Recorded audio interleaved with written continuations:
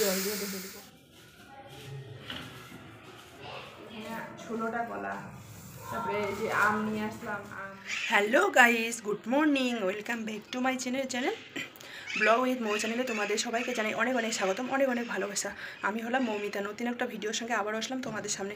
I hope আজকের ভিডিওটা তোমাদের খুব খুব ভালো লাগবে। ভালো লাগলে লাইক, কমেন্ট, শেয়ার, সাবস্ক্রাইব করে পাশে থাকবে। চলো, আজকে হলো মঙ্গলবার। সকালবেলা উঠে যেগুলো কাজ করি প্রত্যেক দিন, ওগুলো কাজ হয়ে গেছে। স্নান করে এখনই আসলাম। আর আমি না কালকে যে অনেকগুলো জিনিসপত্র নিয়ে আসলাম, তো সার্ফ শেষ হয়ে গেছে, তো সার্ফ আমি ঢালবো, এখন ঢেলে কাপড়গুলো ভিজিয়ে দেবো আর কি। তো ও ডিউটি চলে গেল, তো আমি স্নান করে নিলাম। চলো এখন সার্ফ নিয়ে বের করবো। পুরো দিন কী করি না করি তোমরা দেখতে থাকো, আই হোপ তোমাদের ভালো লাগবে, আর পুরোটা শেয়ার করবো তোমাদের সঙ্গে। চলো এখন সার্ফ বের করে নিলাম, দেখো সার্ফ এখন ঢেলে নিলাম।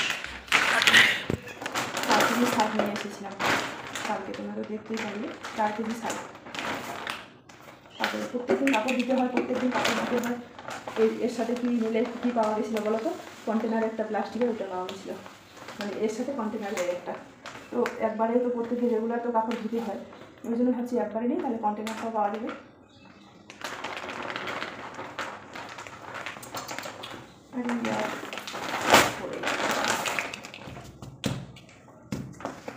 রেগুলার কাপড় ধোয়া। হ্যাঁ, আমি পরিষ্কার জানি না, আমার কাজ গুছানো নেই।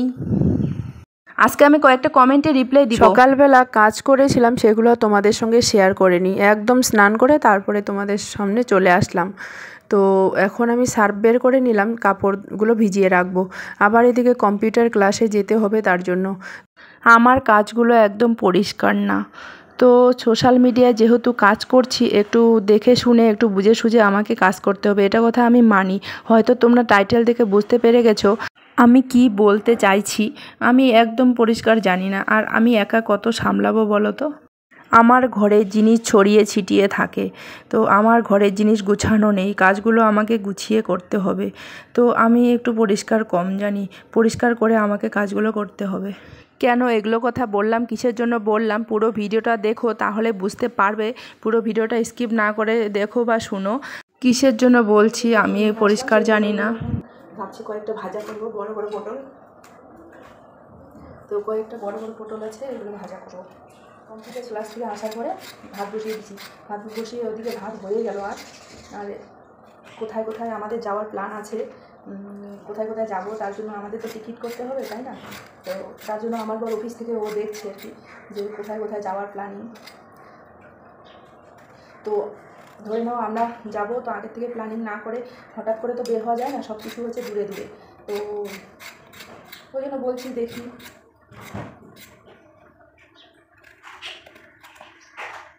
তো দেখো, আমি পটল ভাজার জন্য পটল কেটে নিলাম, আর সোয়াবিন আলু দিয়ে পটল রসা করবো আজকে। ওই সবজি করবো, একটু ফুলকপি দিব, সোয়াবিন রসা পটল আলু দিয়ে, একটুখানি করলা ভাজাও করে নেব। আজকে রোদ করছে, তো একটু করলা ভাজা খেলে ভালো লাগবে। আজকে আসলাম আমি ওই 1টার সময় এসেছি, এখন 1:15 বাজে। তো এসে একটু টাইমটা আমার বেশি হয়ে গেছে ওখানে। আবার স্কুলে ড্রেস দিয়েছে, তো ওই ড্রেসটা নিয়ে আসলাম। नीलाक्षी माँ, नीलाक्षी, स्कूल में जो ड्रेस दिया वो देखो ना कैसे हो रहा है। पीटी ड्रेस दिए स्कूले। কিন্তু পটল সোয়াবিন আলুর জন্য পটল কেটে নিয়েছি, তো আগে এগুলো ভাজা করে নিয়ে তারপরে ফুলকপি নিয়েছি। দেখো ফুলকপি,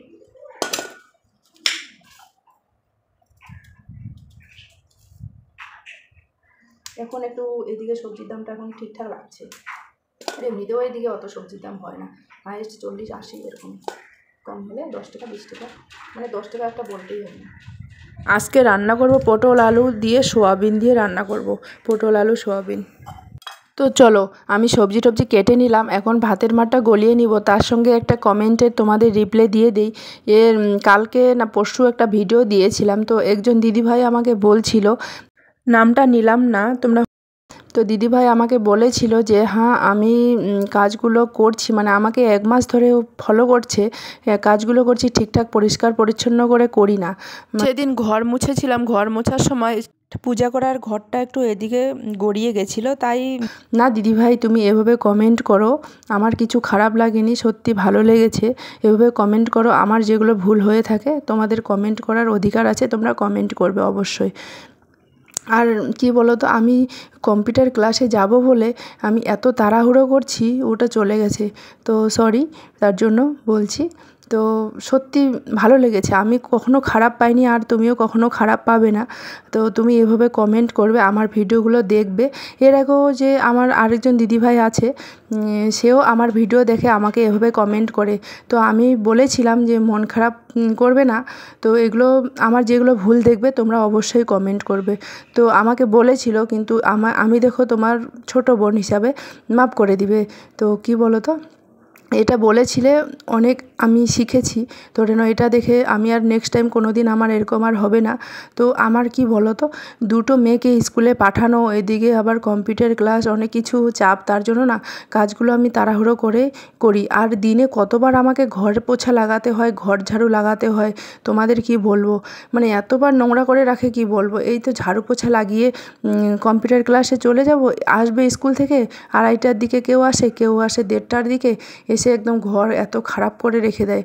হাজারবার আমাকে পরিষ্কার পরিচ্ছন্ন করে রাখতে হয়, তো কতবার করব, একা মানুষ।